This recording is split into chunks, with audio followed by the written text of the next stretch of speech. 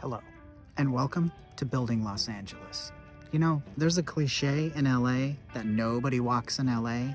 Well, I'm here to tell you that that is full of shit, because I walk all over this city.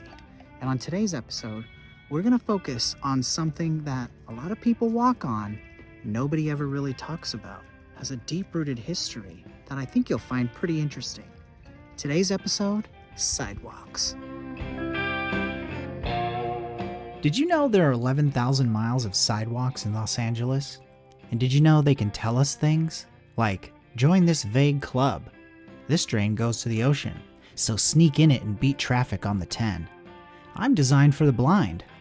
I've been leveled with asphalt by the city because this tree pushed me up. Here's where phone cables are buried. Here's where utilities are buried.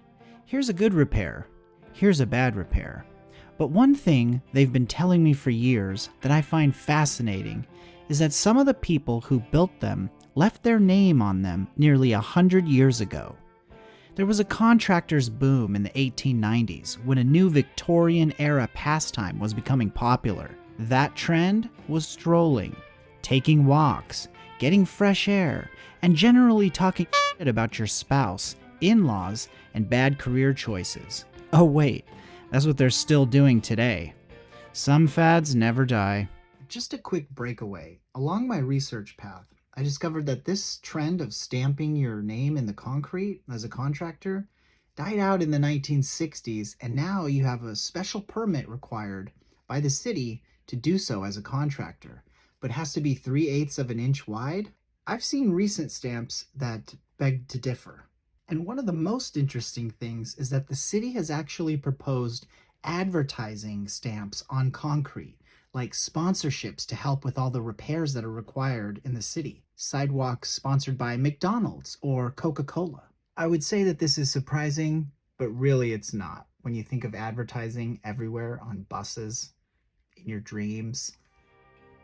With so many sidewalks being poured, the city actually required these stamps as accountability for the contractors in case something went wrong.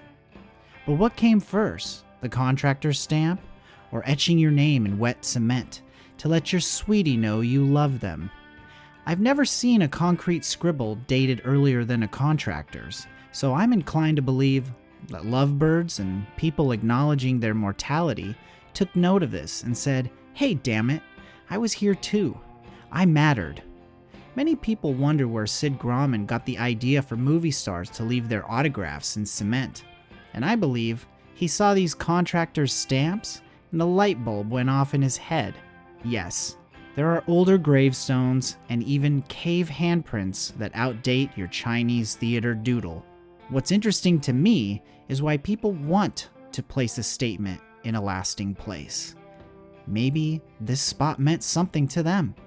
Maybe they were so happy they had to document it with time itself.